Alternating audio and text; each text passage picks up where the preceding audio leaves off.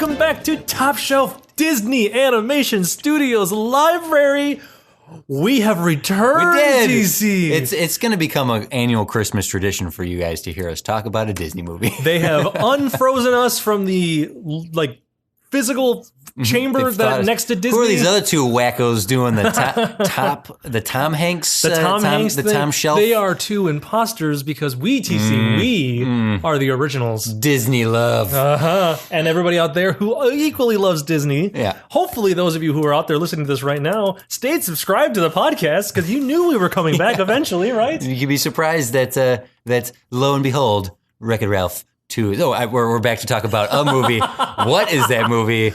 Jeff. Well, we have returned for number 57 on our list. Hold on, let me just clarify that was correct. Yes, number 57 on the Disney Animation Studios Library list of films.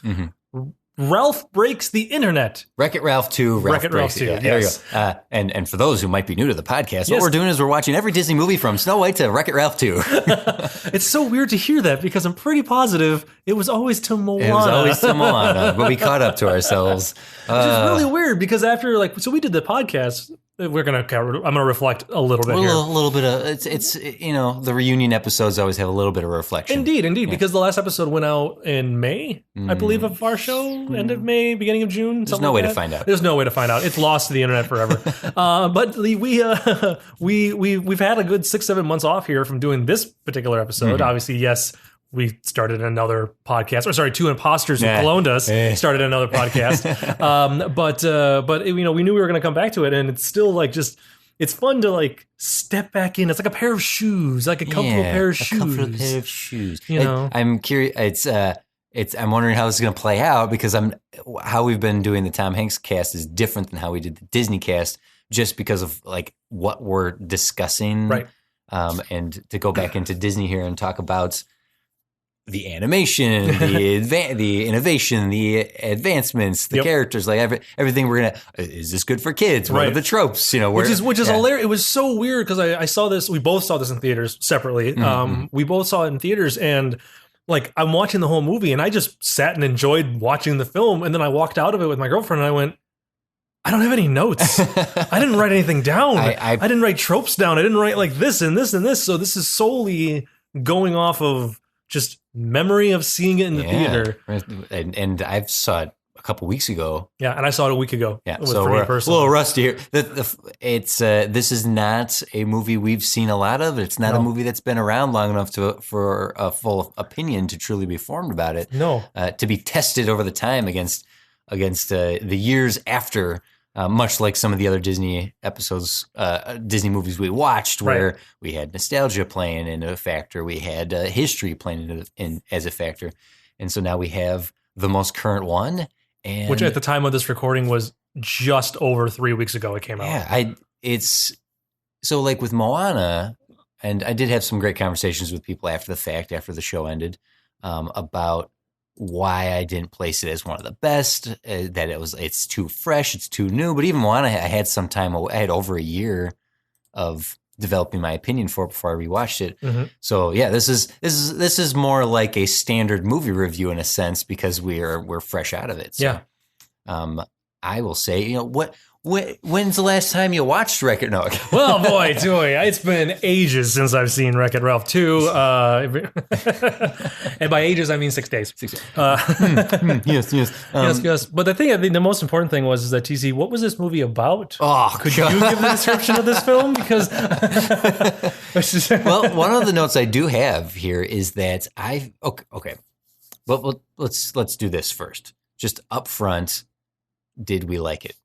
Up front? Yeah, do you want to tease at what your opinion is? Never mind. I'll tell you. I will happily tell people because we did do that. Man, I forgot we did that on the Disney podcast, didn't we? Just because previous episodes would say, what was your opinion before you saw it? What was your opinion after you saw it? Right. So I guess I'll say this. What was your opinion going into Wreck-It Ralph 2? I did not have super high hopes. Yeah. Because everything I had seen for this movie, which I didn't see a lot, I only saw one or two of the trailers and kind of that was it. I didn't even watch any of the clips online. I went into it worried it was going to be the Emoji Movie. Yeah, that was a deep concern of mine too. The first trailer that came out, which we'll talk about that in a bit. When that trailer came out, I was excited, but the second trailer came out and had a little bit of story to it. I got worried for the exact same reason. The Emoji Movie as a concept of let's go into the internet and experience the internet through the eyes of the pixels inside of it, right? Like Reboot. Remember the cartoon Reboot? Oh, man. Yeah, they rebooted Reboot on Netflix. It's not a cartoon anymore. It's live action. It's not good. Hello. Thank you for calling Netflix. You're greenlit. How may I help you? My goodness. Is it that easy? I need to call it Netflix, everybody. My goodness. I got ideas. The Emoji Movie had made me very fearful of Wreck-It Ralph, too. Yeah. But I was happy to discover that it did something similar to the first one, right? So with the first Wreck-It Ralph, there was a chance that it was like the way they were advertising it. Is he just going to be hopping from game to game? And are we just going to see one different? Now he's in this game. Now he's in this game. Now he's in this game. And no, it was 3 games.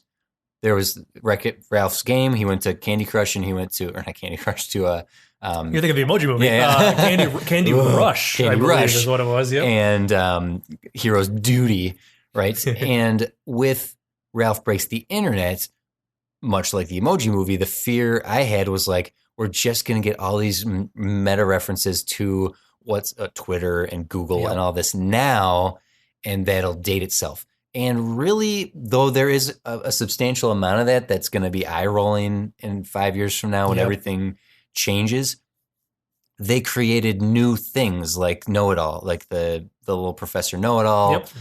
The search engine guy, right? They made up a fake YouTube kind of service.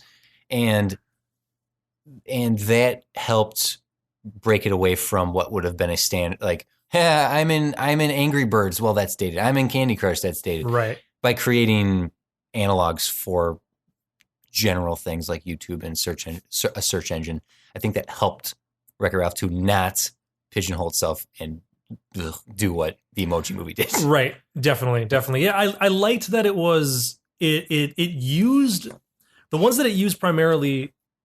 It used in the correct way for the plot, basically is what I'm trying to say. Like they used eBay because eBay is a big chunk of the beginning. Oh, look at you're an actual e-boy.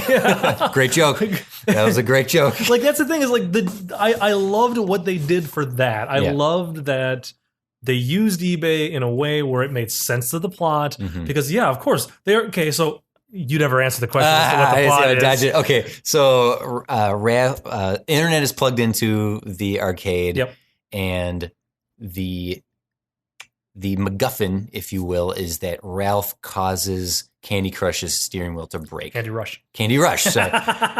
Sugar Rush. You're wrong too. You're wrong too. Man, we had a bunch of people who were yelling at us right now. Oh, I'm so sorry. It took a little while for it to sink in. Yeah, it popped back in my head. That's right. Sugar Rush. Okay, Ralph causes the to try to give Vanellope some variety, something new, because she's feeling complacent. And he's like, we can just do the same thing every day. It'll be great. Yep. She's feeling complacent and bored, so he wants to spice things up. He creates a new course, which causes the Vanellope to go rogue in the game and break the steering wheel. And so in real life. Yep. Yeah. So now without the steering wheel, the game will be unplugged. Yep. Like they even have a fleeing moment where everyone's fleeing out of Sugar Rush. Yep. Damn it. Does everybody listen? Just count how many times we mess up and leave it in the comments, please. So now we have the broken steering wheel, the risk of Sugar Rush getting shut down, and the internet's plugged in, and they find out about eBay and where they can get one of these things. Yep. Completely misunderstanding how eBay works. I think you just name the highest numbers, and then they just start bidding against themselves. So they get the steering wheel. They need the money to pay for the steering wheel. Thus, they go on a quest of bitcoins. Like they're trying to earn the money to buy the steering wheel. Right. And what unfolds is Vanellope's journey of finding something new and exciting out there beyond Sugar Rush, and Ralph learning to accept that people need to grow and change and move on. Right. And where this movie does fall flats, we can discuss. But where its strength truly is this arc for this friendship. And to the point that it holds at new heartstrings. The first one, when Ralph sacrifices himself, Mm-hmm. every time I choke up. Like, that is such a beautiful moment. I'm Right. choking up now thinking about it. And I know now that if I go back and watch Wreck-It Ralph 2, the moment that's going to get me is when these two friends have to separate and they don't know when they're going to see each other again. Yeah. When can we do this again is the theme song from Wreck-It Ralph 1, oddly enough. And that's the question left between Vanellope and Ralph when he goes back to the life he's happy with and she goes out to search for her new self. That's an incredibly strong moment in the movie, that thematic catharsis and closure. I've talked a lot there. No, I wanted you to tell me the entire plot of it, so that way I didn't have to stammer through the entire thing. Basically, there is some villainy out there. There is the antagonist in this is not nearly as strong as King Candy was in Wreck-It Ralph. And I was waiting for it. I was waiting for the antagonist to come out. Yeah, because again, then I guess I'm a little brainwashed or a little like jaded by like okay, it's going to follow a lot of the same beats because it's a sequel, and a lot of the sequels are like, okay, well, we had the villain that showed up halfway through the first one. We're going to have the same thing happen here. Where is it? Where is it? Where is it? And like, they got to the point where like they got the steering wheel. Oh, and they paid for it. Yeah. Oh, okay, well, then what's the antagonist? Like, where's the villain going to come in this? I almost for a fleeting moment thought there wasn't going to be one. Who's the villain? Is Ralph himself. Ralph's the villain. Ralph is the villain. It's very crafty. Like, spoilers also, by the way, I guess. I should have warned that. Yeah. I guess that should go up front. It's okay, because you know what, gang? Yeah. You already heard our message at the beginning of this episode warning everybody about the spoilers. We did say it. I forgot. You forgot we said it, TC. Take a note of that. I'll put that in my phone. Ralph as the villain is fantastic. It's the inability to move on from the happiness he has. He spent the full first movie trying to find what would make him happy, what would make him feel complete. And now that he has it, he's imposing that upon Vanellope, who is still in the process of discovering herself. And it's very, very strong. The themes of this movie are very strong. And you might be able to tell by how I'm discussing this that there are some problems with this movie. I would love to hear. I would love to hear the problems. I really would. I'm curious to know what your thoughts are on that. I think the lack of a King Candy, a lack of a true villain, is a problem that I had with Moana as well. That it's more about the thematic antagonism. But I worry there's too much story in this. I think that's what I walked away with. It's just a little too much of then this and then this and then this and then they're not friends, and now we have there's a little too much going on in this movie. That 5 or so minutes, there's about a 5 or 10 minute, not even 10 minutes, there's like a 5-minute portion of the film where it felt like it went very fast. Like we were kind of trucking along at like an okay pace and like, okay, we're going from here, then we do this part. And then that whole Ralph goes to the dark web, gets the virus, and infects the game that launches into the final act. It destroys it, and then like, oh no, like he saves her, then they're fine. But then he reveals that no, it's all him, and then they break up, and there's an argument, there's a fight, and then like it all happens. Like that's like 4 scenes worth of information that just happens immediately. We get to that climax of the movie, the big boss battle in the end, and it does ramp up pretty quickly to get to there. Another thing that Disney has been doing, I believe we discussed this with Frozen and Tangled and a lot of the movies that have been in this later half. The metagame in this is strong. Right. These self-referential, the princesses scenes alone, which we'll get into that in a moment. I love that. The playing the metagame here. So the metaphysical humor, in that self-referential, that's a very buzzword of this era of entertainment, metagame. Abed from Community, Rick and Morty. We're gonna find that Szechuan sauce. 9 seasons, Morty. 99 episodes. Like it's a Rick and Jerry episode. Like that's that sort of humor where it's that Shakespeare broke the fourth wall. Greek tragedies break the fourth wall. It's a tradition of storytelling that seems to be heavily used for comedy now.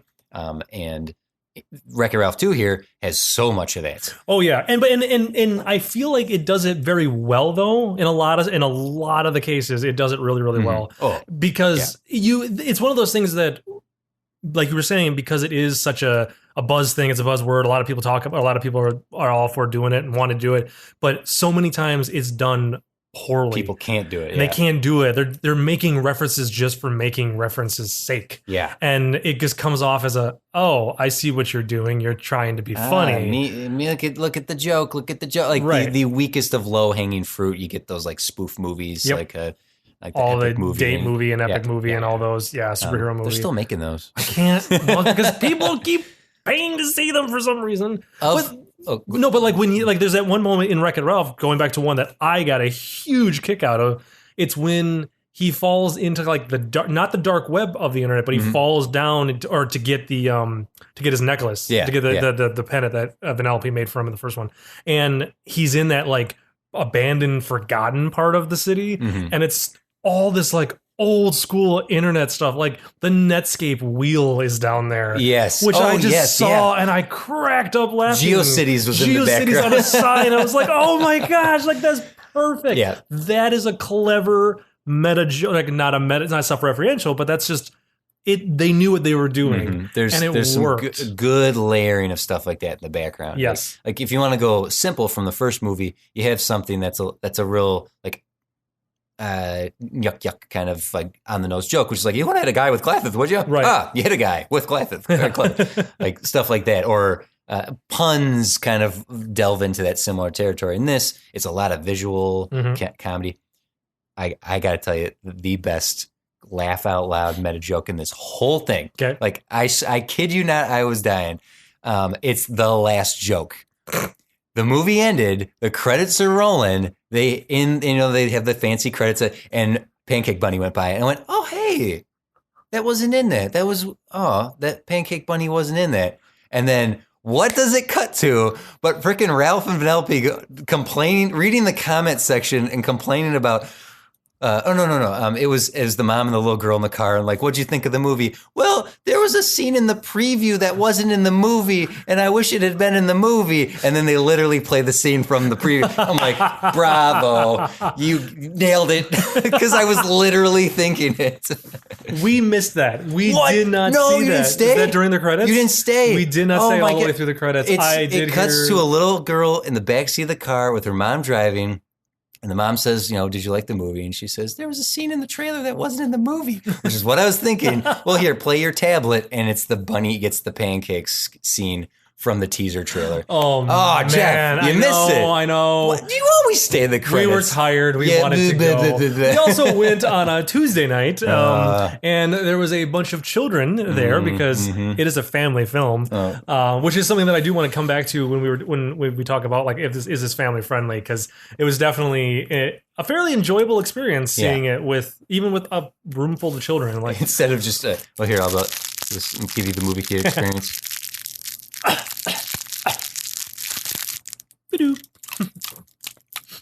Dad made a popcorn for like 2.5 hours. That's all you hear. Okay, well, if we're going to discuss meta here, we have to talk about the princesses. Yes. So this was even one of the second trailer where they had like were you in a tower? Were you kidnapped? Like, you guys want to call me the police? Are you okay? Like, I'm glad there was more to it than that. Yes, because that trailer did make it look like, and I wouldn't have liked it, but I would not have put it past the movie if that was all that was in the trailer. Yeah. Are they all in the movie? And like they showed you one scene, boom, we're done, we're out. Just get the laugh, get the joke, and then we're moving on. No, the so much more to that was great. The fact that they came back and all of them helped save the big strong man. Yes. Best joke in that scene is Merida.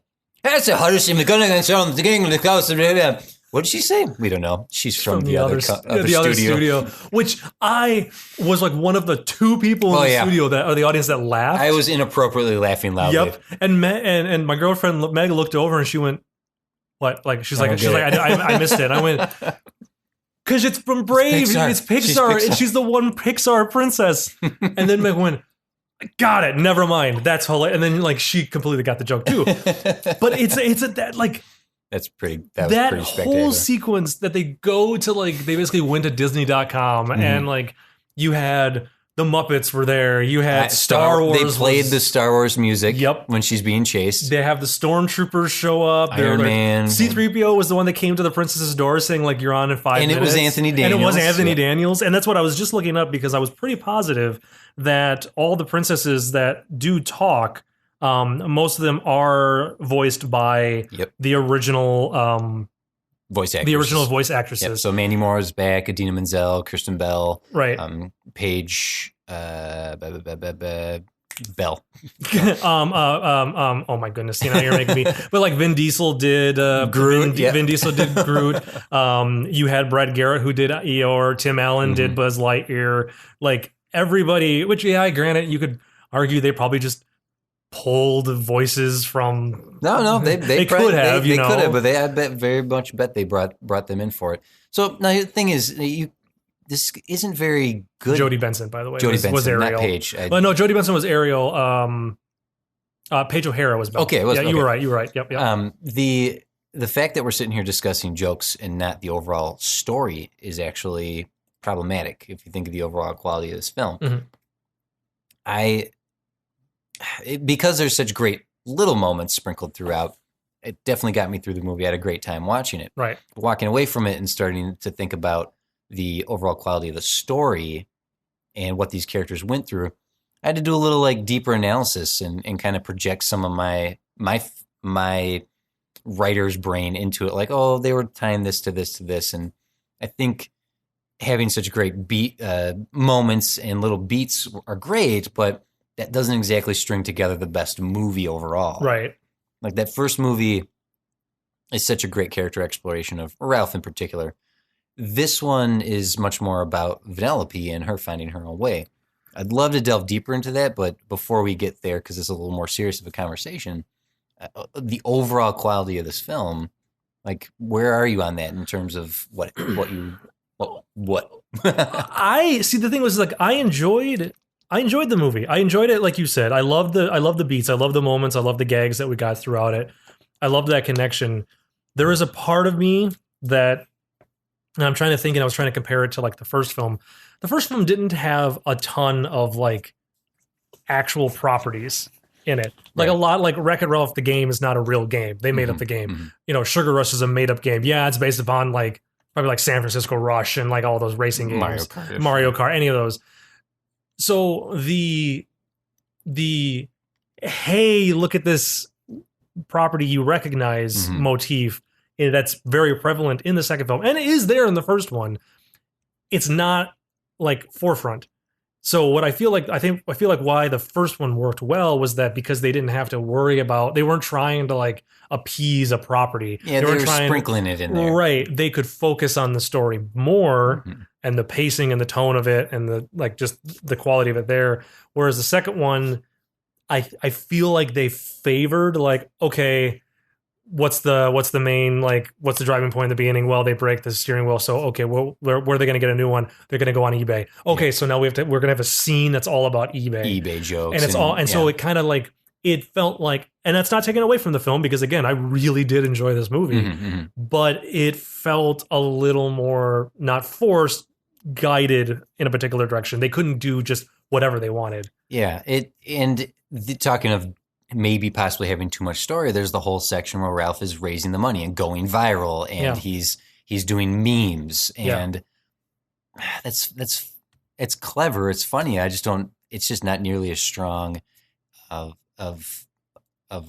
it's hard not to compare it to the first movie because it is a sequel. Right. And that's just a given when you're talking one versus the other. All that stuff, fun. It's funny. Oh, it's yeah, great, absolutely. It was a lot of fun to watch that movie. The substance of this movie is so much deeper than the gags, but the gags outshine or overpower what I think the substance of this movie has. Because Vanellope finding, what was the name of the racing game she finds, the dangerous one? My goodness. So she finds this violence, and it's just like the rules from the first movie. You can only be reset in your own game, right. So dying in the internet, you're dead. So her code is programmed in the end into the game, so she'll be safe. But at the time, she loves the thrill of this danger of going inside. And Gal Gadot, you could tell it was her right from the get-go. So happy to hear her voice. Oh, absolutely. Absolutely. Slaughter Race. Slaughter Race, thank you. I'm sorry, I had to find the princess song. There's the thing. We're coming back to that. Let's talk about that right now. So with Slaughter Race, let's get into that meta reference. So the finding your song, looking in a pool of water or still water, and and I'm singing, I want a steering wheel. Nope, this isn't working. And then maybe I'm just not meant to have a song. So that when it finally happens, did you see who wrote it? No, you didn't? Yes, I did. Okay, yes, good. I did. I stayed that long in the credits because when that song started, my head immediately went, and I even muttered it out loud to the point where I pretty positive my girlfriend was like, what did you say? And I went, no, don't worry about it. Well, I'll talk about it later. Yeah. And in my head, I was like, oh, they better have gotten Alan Menken to do this. Because I'm sitting here in this movie filled with meta references, and the fact that they brought all the actors, the voice actresses back to do all the Disney princesses, and they have this property, this property, this property. I'm like, if you have a subplot of your film is finding your princess song and you don't get Alan Menken to write the frickin' princess song, you missed out on a huge opportunity. So brilliant. It's so Enchanted is the Disney property with Amy Adams, where she leaves the Disney animated movie, goes into the real world, and that movie's from like a decade ago, and that is littered with mocking of the Disney princess tropes. We got that in Frozen. We got Entangled. Like, again, as I referenced, it's something that Disney seems to be doing a lot of, poking fun of themselves. Like, hey, we're in on the joke too, so we can make this reference. Right. That song is so great because it really is. It's this like kids version of an R-rated song sung by Sarah Silverman of all people. It's just like, it's great. It's just the right amount of inappropriate. Yep. So I was happy when it started. I was like, oh, they're doing this. They're doing it. And I got super excited. And we were like, my girlfriend and I were just sitting there staring at the screen the entire time, just like, this is amazing. This is so cool. But my fear of this film is, for as memorable as Wreck-It Ralph, the first one is, and certainly other movies of this library, I don't know if this one will stay with me in the long run. And that's a conversation point we're going to get to later in this, once we've kind of wrapped up talking about the movie itself. I want to get back to that. The first one is just so much stronger, and this one has its weaknesses. All that said, I'm not saying I don't like this movie. I'm not saying I dislike this movie, because I did have a hell of a good time. I love going back to these characters. And it wasn't the same plot from the first one, which I was so grateful for. That it wasn't just a rehash, because so many sequels are that way. So many films that we've seen over the years, not necessarily obviously Disney ones, but you could even argue there's a couple of these Disney movies that are like, well, that's the same plot as one we've already watched before, you know? And I worried it was going to have sequelitis. This is I was going to bring this up as well. This is only our second sequel. Rescuers and Rescuers Down Under was our first one. That's it. This was it that we watched on this podcast. So that was kind of interesting for me, being like, okay, so we had good things to say about both Rescuers and Rescuers Down Under, that they both brought something different to the table. Maybe Rescuers Down Under wasn't as good in some spots as the Rescuers were. I feel like that's what happened with Wreck-It Ralph and Ralph Breaks the Internet. That they were both very good movies, had fun with both of them, but one is a little better than the second one is. But in certain ways. I'll go back to talking about the themes being so strong in this movie, because if you really pay attention to what Ralph is going through and what Vanellope is going through, and it really is this coming of age story for Vanellope, and connecting that to the first one, following that character journey of both, like following Ralph's journey is, he's the title character, of course, but Vanellope is very much the main character of this movie. She's the protagonist in this one. And following her arc from the first one to this one, she's this outcast. She is hated. She's a pariah in her own game. She's been shunned by everyone for being this mistake, this glitch. And she wants to prove that she's as capable as anyone else is. And Ralph, courtesy of Ralph, proves to herself and to everyone around her that she is just as good as anyone, and she embraces what is quote unquote wrong with her to become who she's always meant to be. And that in the first movie, that's a beautiful little story. I don't mean little, like I'm not trying to diminish it. I'm just saying it's a cute little very sweet story. No, yeah. So moving from that to going now, she's truly embraced who she is. People have embraced who she is. She's going through a little bit of angst, and now we have this movie where she's bored. Yep. She can't just do the same old thing, because now that she's figured out who she is, she has always been a racer. Now she's proved she's a racer. Now it's time for her to go out into the world. She didn't game hop like Ralph did. Ralph game hopped and got to find himself by game hopping. Right. The arcade is too small for someone who has struggled so long to prove herself, right? Yep. That the internet's the only place for someone. Sorry, not just the internet, thinking in broader terms, the whole wide world is available to her. And it's also very fitting of her, like not wanting to be kept in the bounds of a small little single arcade game. Yeah. But yeah, by moving from the arcade and the single building out onto the internet, which is so vast and so big. Endless. Yeah. She was tired of being kept to a track. She wanted new open world. That's what she loved about Slaughter Race, was the fact that it was an open world racer. You go anywhere you wanted into it. It's like someone coming from a small town and moving to the big city and realizing the world is so much bigger. Studying abroad for a semester, right? Yep. And they're meeting Gal Gadot's character. You're going to have to Google that real quick while I'm talking.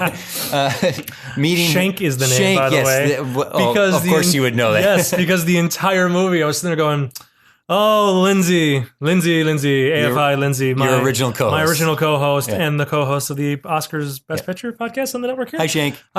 But the entire time just sitting there going, like every time they said it, Meg and I laughed, just chuckled to ourselves. Meeting Shank and experiencing her world, and seeing how free and Shank is, and inspiring Vanellope to unlock what she's always wanted. This is what she wants. She wants to be out in the world. She wants to do this. She wants to live dangerously and race against other amazing racers. And she finds that, but that means saying goodbye to everything that she has known up to this point. And she's ready for that. She's ready.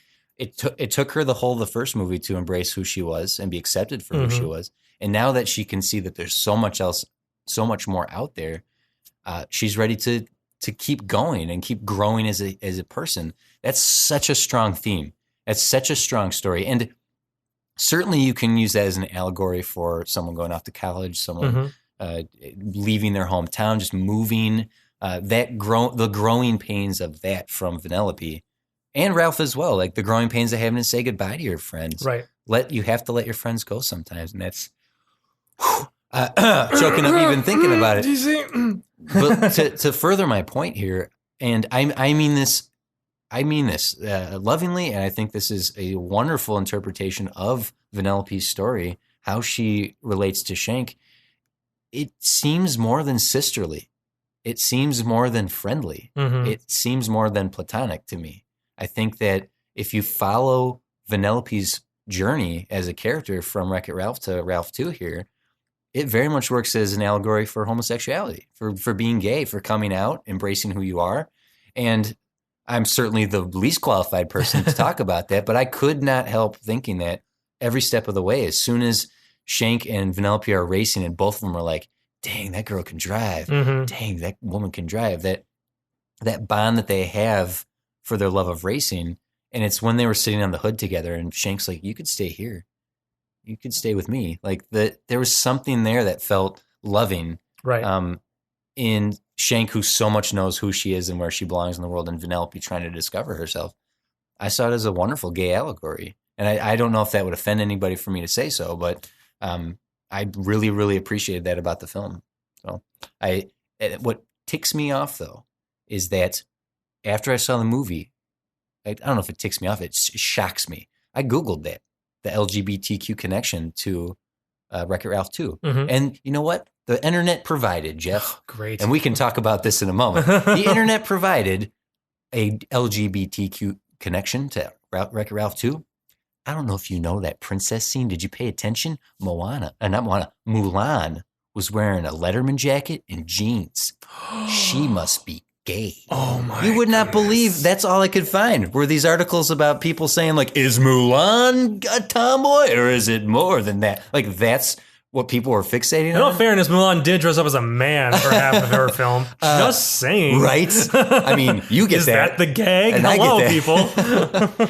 It so annoyed me that was like the finger pointing that's so dumb. It's so dumb. And that is one of the best moments of Ralph's journey. Don't read the comment section. Oh man! As soon as he wanted in there, I'm like, no. Oh yes, and like who follows in behind him? Yeah, yes, is that her name? Was it yes? The girl, the promoter. Yeah, and she like as she was saying it, she's like, no, Ralph, come on, that. Everybody knows that's the rule of the internet. Rule and like, one. I simultaneously said, don't read the comments. So like, that's what anybody, you don't do that. You don't do that.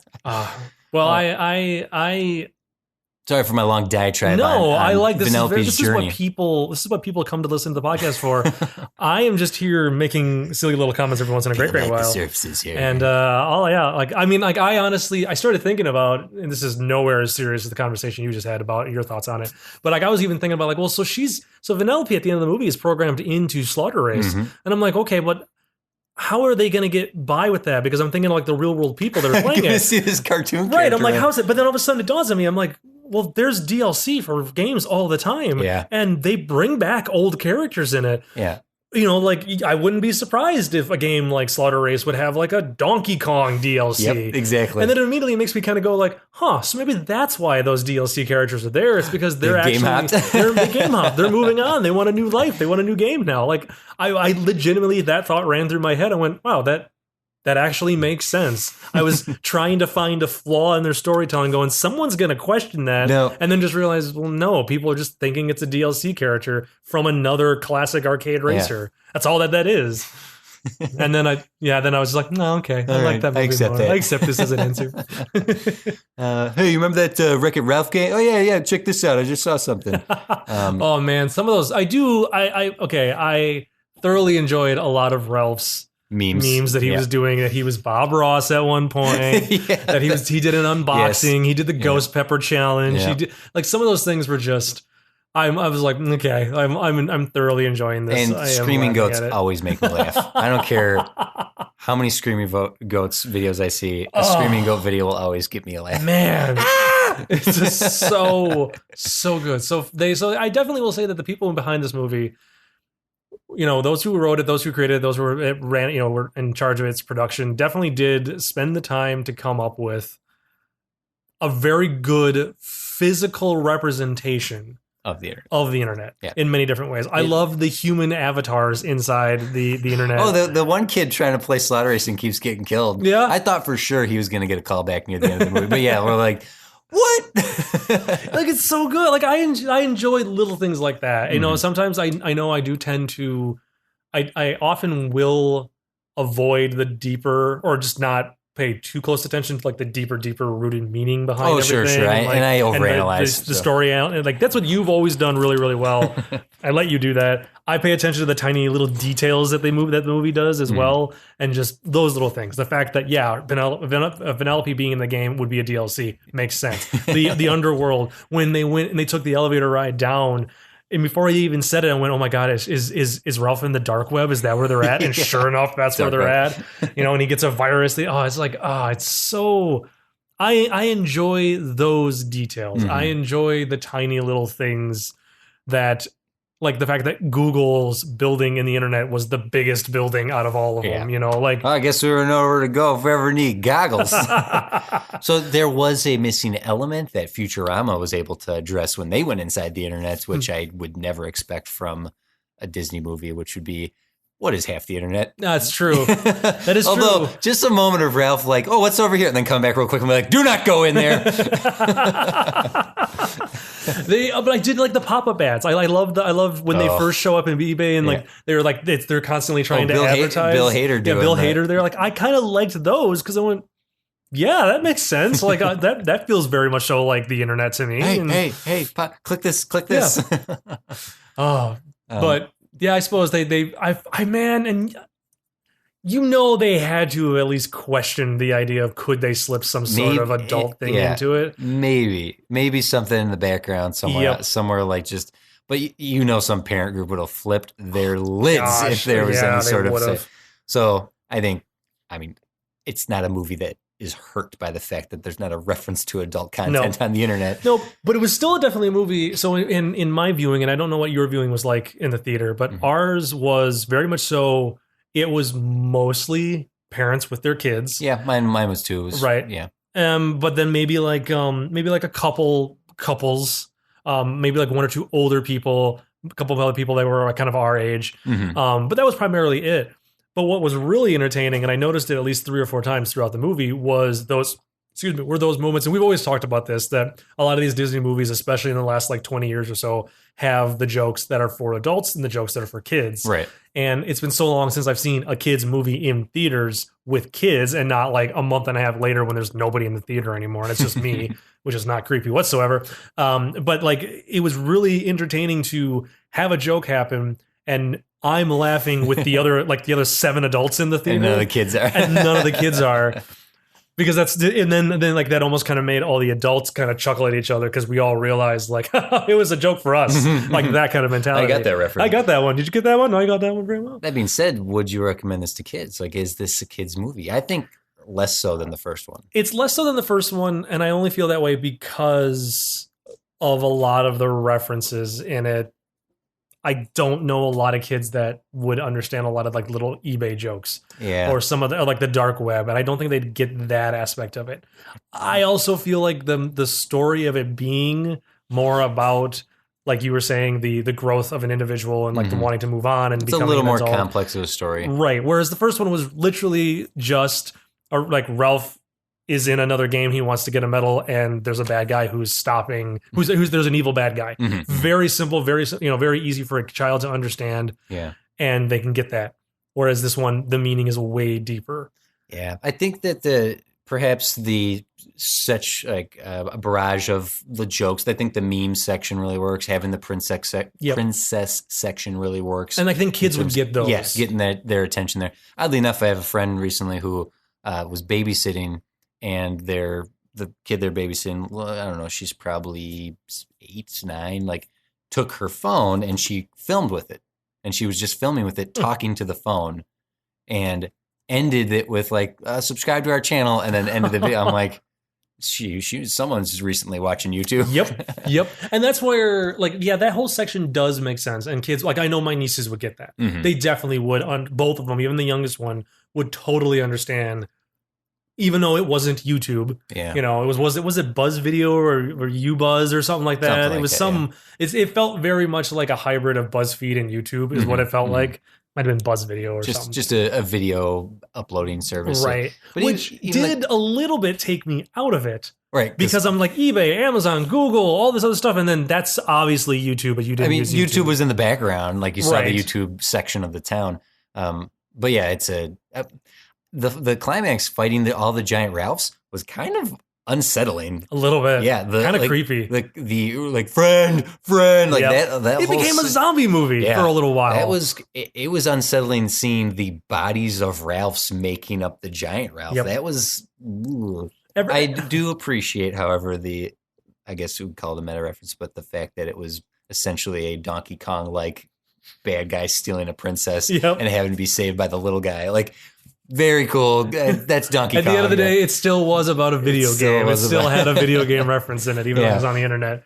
So I was watching that giant Ralph, and like every time they showed like a close up of Vanellope or Ralph, and like you could see the other Ralphs in the background, and they were always like hunched over, and their arms were just kind of like always moving. Yep, always moving and kind of always like groping up the next one. Yeah, felt just unsettling. Very creepy. Yeah.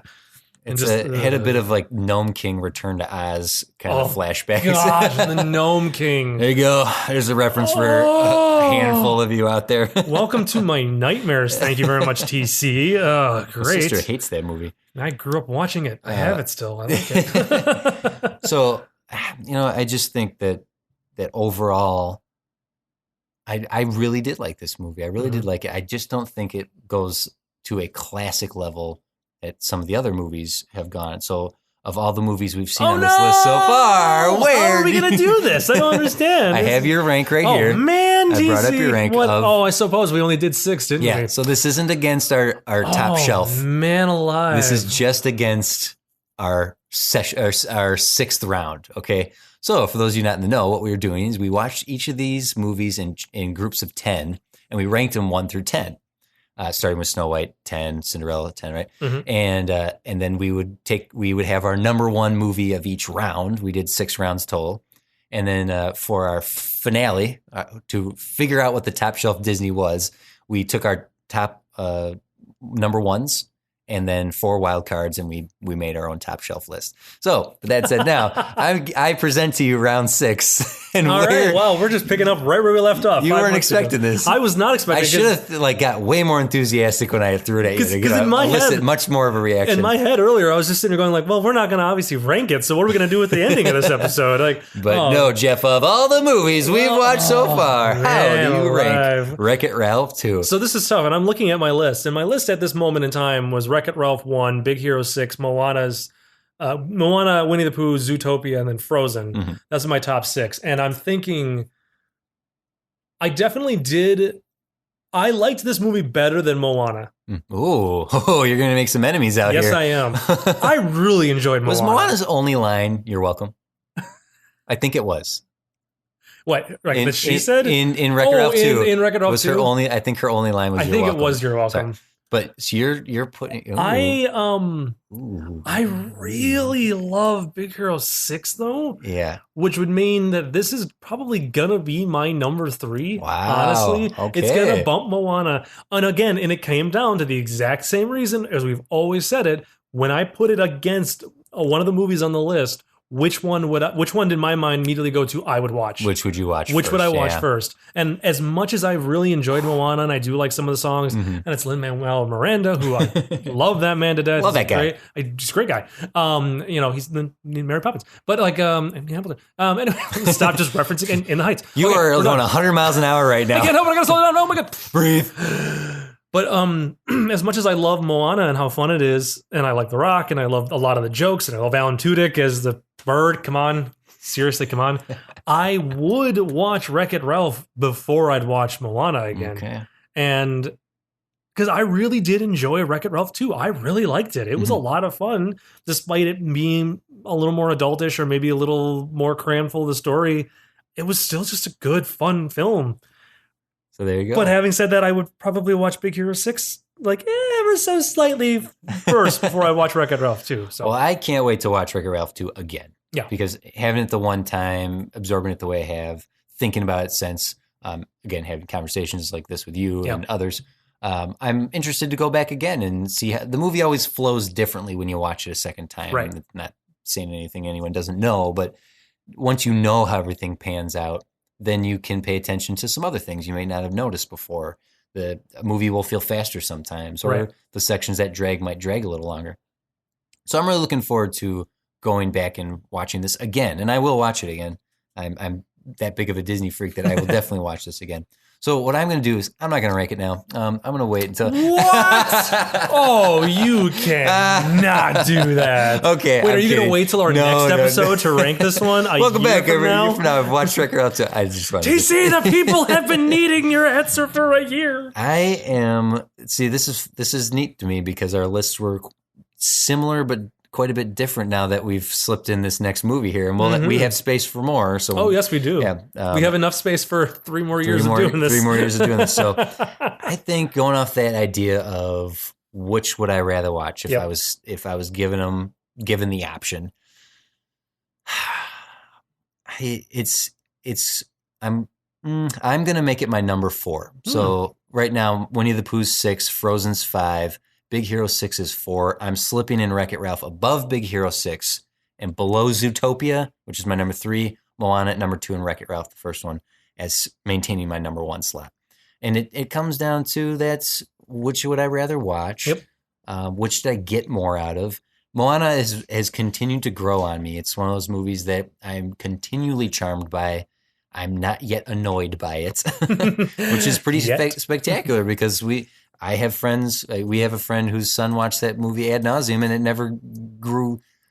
I'm sure it grew old for him and his wife, but and Zootopia is still such a rich universe to play in. It's much more unique than the internets that Ralph goes into, and and going sequelitis in a way. Right. I put it lower. I really did enjoy Wreck-It Ralph 2. I'm so happy to go back to see these characters again. But overall, it didn't overwhelm me like some of the other movies on this list. So there's my answer there, Jeff. Fair enough, TC. Fair enough. And man, I can't believe you threw me for a loop for that. You did well. I did. You know what? I tried so hard. I was rehearsing saying the title of the episode before we started this week because I was so worried I was going to botch it. You did great. I was also trying to think. I was trying to think of like the tropes and stuff like that because obviously of course I used to always bring up tropes in these films and really off the top of my head I couldn't immediately come to any. There was nothing important basically. An I Want song. There was an I Want song. There wasn't really like an animal sidekick. There wasn't really any kind of a Gord. Gord's an animal sidekick. Not really, but he wasn't like a villain sidekick. He was like a side character's sidekick. Right. Just Bill Hader yelling Gord at that weird little rat, like whatever that thing was, potato with eyes. I did really like Bill Hader in this movie too. I always love hearing his voice. It was voice. great because he just had I thought we wouldn't come back to him. Oh, I thought he was just like a strange cameo. Yeah. Who was Alan Tudyk in this? That would be a trope because he did have a voice in this. Did movie. He have a voice in this he movie? Did. Oh man, he probably was like an auctioneer or something like that on eBay. I could look it up real quick if you want me to look it up. Well, I head over to facebook.com/topshelfpod where you will find every Monday before we record our episodes, which currently is the Tom Hanks feature filmography. Indeed. We throw up the movie that we're going to discuss for the day. Feel free to comment. Feel free to give us some questions that we may discuss on the episode. And we have the Alan Tudyk answer. Hold that thought. Wait a minute. Yeah. Yeah, go ahead. Keep going. So you can hit us up there. You can also hit us up on Twitter.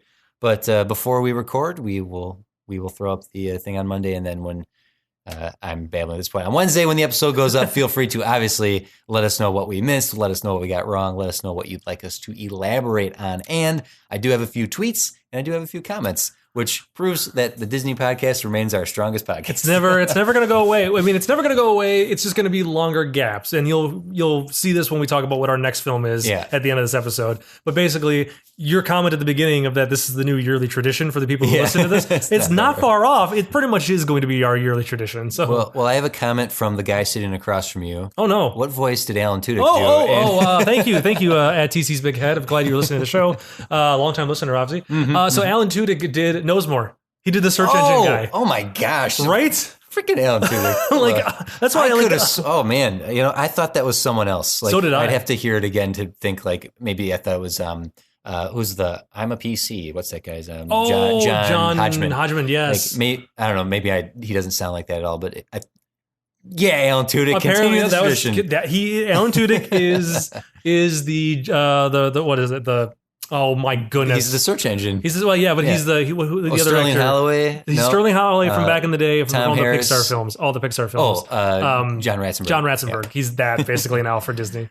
So Thomas comments. Hey, Thomas. Hello. Thank you. Yeah. As usual. I don't know if I'm reading too much into this film, but I do find it very interesting, viewed as Disney's commentary on how they're forming a monoculture, exploring their history, the princesses, Oh My Disney, internet ethics, Ralph's viral videos, and fan culture. I think in some ways it's a pretty ambitious and sometimes scathing movie. Beyond that, I feel like it's one of the rare modern Disney movies that's kind of soured on me since seeing it. I still like it a lot, but something's missing for me. I think you'll find some agreement in what we've discussed on the episode so far, Thomas. Yep. And that's a really strong observation that is this Disney commenting on fan culture and internet ethics and the history of the princesses. Yes, and that's something that they were addressing with Frozen. Who gets engaged to a guy they just met? Stuff like that, which we commented, or I can't remember if you agreed with me or not, that came off rather cynical. I think the tropes in this don't come off as cynical. They are halfway between what I feel is the cynicism of the referencing in Frozen and the very loving references in Tangled. I think that Wreck-It Ralph 2 here kind of floats in that middle ground. Right. That they are addressing some rather odd things about, were you kidnapped did a big strong man do that? Funnily enough, the Lego movie has the exact same joke. Did a man get all the credit for all the work you did? Yeah, what is with that? And I think it's almost an easy way to connect to an audience. It's nostalgia culture that you get from something like Star Wars. Like, hey, remember that? Hey, remember that? Hey, remember that? You like this movie. Yep. It's not exactly the same thing, but that is a lot of what all the princess jokes have. But it pays off in a way. Right down to their shirts they're all wearing. Right. But I think all those references and kind of turning the princesses on their heads in terms of making fun of them pay off with all of them working together to save Ralph and using their special abilities. Like, we've been wishing for a wizard's duel. Yep, right now absolutely. we see what it would be like to see all these princesses like teaming up and working together. But grand scheme of things, this was just brilliant marketing. Oh yeah. It literally went to Disney.com. Like that is thick with oversaturated referencing. Like, yeah, let's sell. Look at all the stuff. All the stuff we own, all the stuff that you can go buy and you can watch of ours. Yeah, it was a big advertisement for the Disney streaming service. Oh, jeez. I'm telling you, if the Disney streaming service means I can just pop it in and watch anything in the Disney library without like stuff coming and going, I'm getting it. I like almost like everybody I've ever talked to who has heard about it, or who, like, if they haven't heard about it, but you kind of start being like, well, it's supposed to be, it's a streaming service with a bunch of their stuff on it. That's the first thing everybody goes to. If I can get it and watch all of that. If I can watch Bed Knobs and Broomsticks, boom, I'm watching it. Boom, I can watch Sterling Stone. Boom, I can make Jeff watch The Jungle Book again. Comment from never again. Don't make me do it, TC. We also have a comment from Wyatt. Wyatt, great to hear from you again, man. Welcome back, sir. Hey guys, long time no see. Basically, Tom has summed up my thoughts in this film as a whole, but the Disney monoculture scene wasn't as big as it was hyped to be for me. I am happy with the Grumpy cameo, though. Yes. Yep, there was a Grumpy cameo. But actually, if I had to find a problem with this film, I'd say the classic princesses got kind of an unfair treatment compared to the newer ones. As a Snow White fan, it was a bit rough for me to see her portrayed in such an over-the-top way, but I got over that as the scene went on. Definitely not a Disney classic, but a fun movie overall.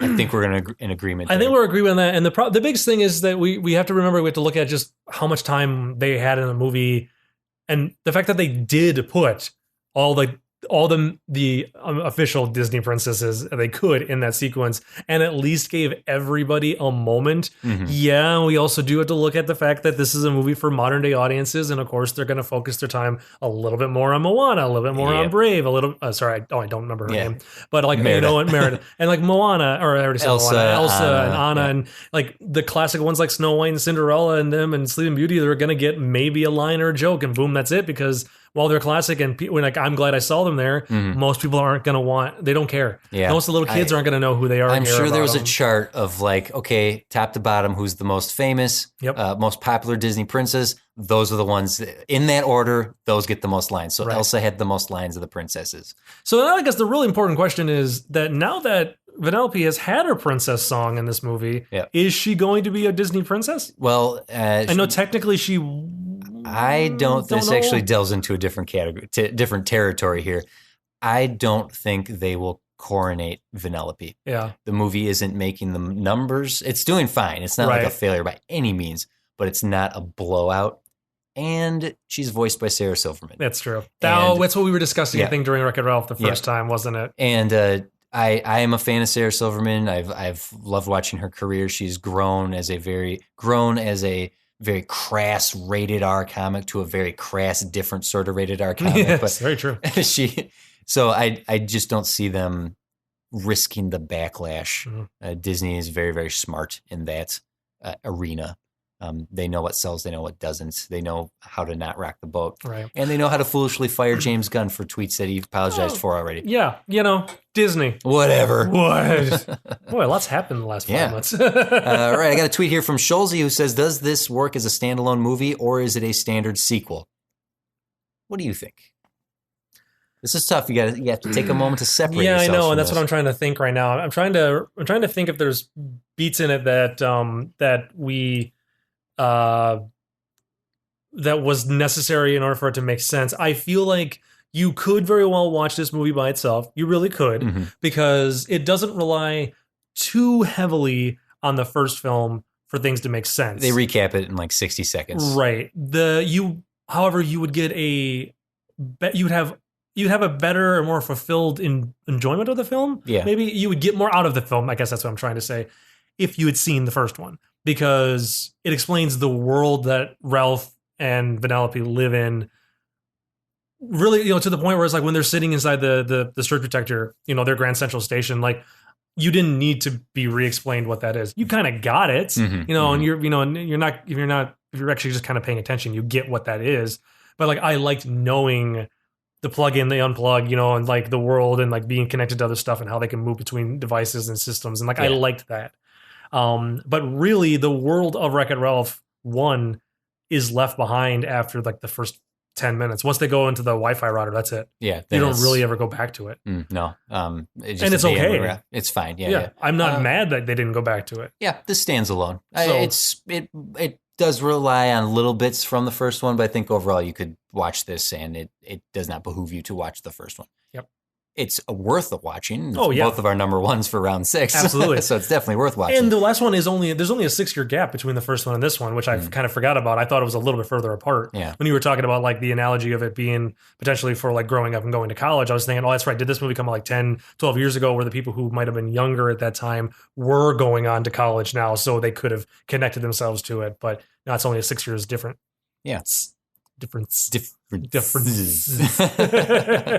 So there you go. I have a couple tweets, but they would date this this podcast rather well. So sorry, I'm not going to get to those. I will respond to them on Twitter though, and I'll bring them up to Jeff once we're off mic here. Fantastic. But this was great. We did it. It was fun to come back to this. It was so cool. It was so exciting. In the Disney universe. Indeed. Yeah. And as we kind of previously discussed, the way that the Disney movies get released, and we kind of talked about this over the year and a half or so of doing the show, it's usually like only 1 or 2 movies a year, maybe sometimes not even that. This was a big gap. Moana came out in 2016, came out on November 23rd of 2016. Yeah. And then this one came out November 21st of 2018. So there was a 2-year gap.